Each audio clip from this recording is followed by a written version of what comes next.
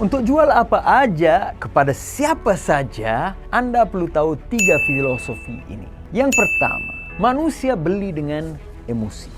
Justify menggunakan logik. Pernah dengar orang bilang gini, coba Anda lihat kali terakhir Anda beli sesuatu yang gede. Jam, mobil, rumah. Tapi sewaktu itu ada banyak opsi, tinggal Anda pilih aja. Sewaktu memilih, adakah Anda memilih yang paling simple, paling murah, paling senang dirawat jangka panjang? Kalau ada uangnya, pasti Anda pilih yang paling cantik, paling mahal, paling wow. Bukan gitu? Emosi udah menguasai. Ada emosi lain. Juga mungkin Anda beli karena rasa tamak. Bisa buat uang nih. Apa mungkin karena bisa hemat uang? Mungkin kalau gak beli akan membawa kerugian uang. Mungkin Anda beli karena emosi kemurahan hati. Dengan pembelian ini bisa membantu orang lain. Apa mungkin emosi Anda pada ketika itu capek? Jadi mau rehatkan emosi Anda, beli paket wisata. Jadi sewaktu menjual, fikir dulu emosi pelanggan. Kapan Anda menjual, adakah Anda meningkatkan emosi membeli dia? Apa hanya menerangkan produk ataupun jasa Anda? Mungkin Anda ada pengalaman seperti ini. Pergi ke toko mau beli barang itu. Kelihatan barangnya, wah ini yang aku cari. Lihat kualitasnya, bagus. Harganya, ini dalam budget nih. Kemudian Anda pergi untuk membayar. Tiba-tiba SPG-nya, cara melihat Anda membuatkan Anda cancel. Gak mau beli. Mungkin Anda juga ada pengalaman seperti ini. Pada hari itu Anda hanya berjalan-jalan aja. Melihat-lihat di sana sini, masuk ke toko, lihat-lihat, keluar penuh dengan bag. Pernah berlaku kepada Anda? Apa yang berlaku? SPG pandai mengambil hati Anda, pandai menekan emosi Anda. Contoh, sewaktu kali pertama aku beli celana Versace. Masuk ke toko Versace, buat pertama kali gak ada niat mau beli. Lihat harga 12 juta, gila. Gak akan aku beli. Setelah itu datang salesman. Dia bilang gini, celananya emang kalau dipakai bapak kelihatan kayak artis. Pasti ramai yang nanya celana apa. Pasti menjadi image branding yang luar biasa. Coba pakai gimana rasanya? Enak. Emosi aku mulai main-main di pikiran. Keluar dari toko, bawa 4 pieces. You see? Beli dengan emosi. Sampai ke rumah. Justify dengan logik. Wah, gila, belanja segitu banyak buat celana doang. Jadi itulah maksudku. Berhenti jual produk dan jasa. Mulai jual emosi yang pelanggan akan rasa setelah membeli.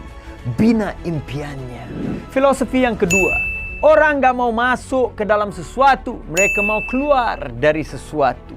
Orang beli solusi kepada tantangan yang mereka ada. Orang gak beli bumbu, mereka beli peluang untuk masak lebih enak. Orang gak beli bor, mereka perlukan lubang di dinding. Jadi apakah solusi yang Anda selesaikan dengan produk apa jasa Anda? Orang gak akan ketemu dokter, melainkan mereka sakit. Jadi uang yang Anda bisa buat berkait rapat dengan betapa dalamnya kesakitan yang terasa oleh pelanggan. Jadi Anda harus tahu apakah kesakitan yang produk apa jasa Anda akan selesain buat pelanggan Anda. Pikirkan, karena itu yang Anda harus fokus untuk influence emosi mereka untuk membeli. Filosofi yang ketiga, gunakan story selling. Menjual menggunakan kisah apa cerita. Karena orang gak beli produk dan jasa, mereka beli kisah dan cerita.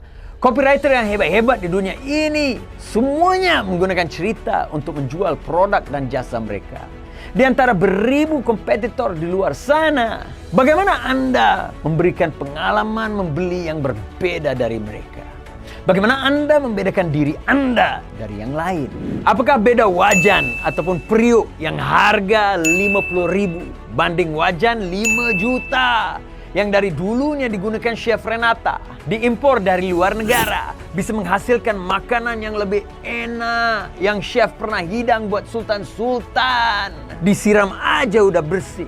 Karena chef busy banget fokus masak, gak ada waktu untuk membasuh. Nah, wajan itu tiba-tiba menjadi 10 kali lebih bernilai karena ditambah cerita yang membuatkan orang inginkannya. Itu bedanya. Aku lebih daripada 10 tahun dulu menjual asuransi. Dan syukur, aku top. Aku telah jadi champion 22.000 agen seluruh negara. Aku nomor 1. Bagaimana aku buat? Aku nggak jual produk. Aku nggak jual fitur. Apa yang aku jual? Aku jual story, cerita, kisah. Contohnya aku menggunakan kisah benar yang berlaku pada diri aku sendiri. Apa yang berlaku pada suatu hari, seorang wanita telepon aku. Omar Sterling. Iya. Kenapa bu? Iya, kenal nggak Encik Syahrul? Encik Syahrul? Nggak kenal. Siapa Encik Syahrul? Klien kamu. Klien aku? Nggak ada namanya Encik Syahrul. Aku ketemu kartunya dalam saku kamu. Oh, Cik Syahrul, ya aku ingat. Minggu lepas ada ketemu sama dia. Tapi dia bilang mau pikir dulu. Wah! Menjerit si wanita tadi. Aku nanya, kenapa? Dia bilang, pagi tadi Cik Syahrul kecelakaan. Cik Syahrul udah nggak ada.